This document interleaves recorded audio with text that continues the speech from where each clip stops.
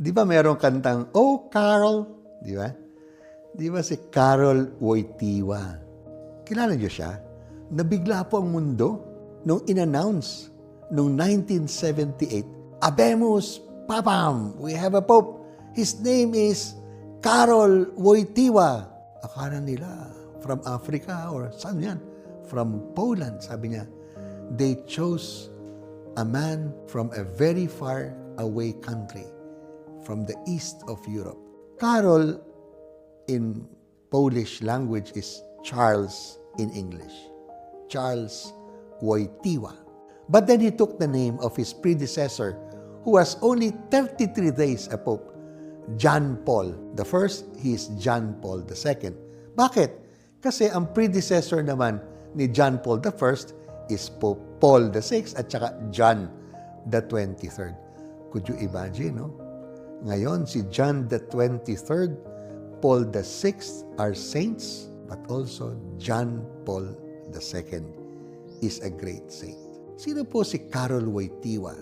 Well, they knew him to be a very athletic person.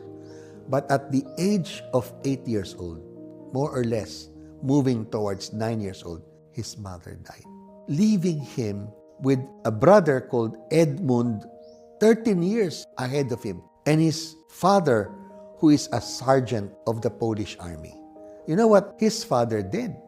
He brought the two boys, Karol and Edmund, brought him on top of a hill in their town called Wadowice. And there is a chapel with a huge cross and a chapel of the Blessed Virgin. Inside the chapel of the Virgin, the father said, Mama Mary, they have no more mother. Totus tuus. Sila po inyo. All yours. Let them be mothered by you. I think that 8-year-old Karol did not actually completely understand the meaning of that. But in 1938, with the onslaught of the World War II coming around, and Poland was invaded by the German Nazis, by Hitler, in order to avoid the concentration camps, he volunteered himself to work in a very difficult place of a quarry. Or even he had an accident, tinamaan siya po ng isang lorry. We ended up in the hospital.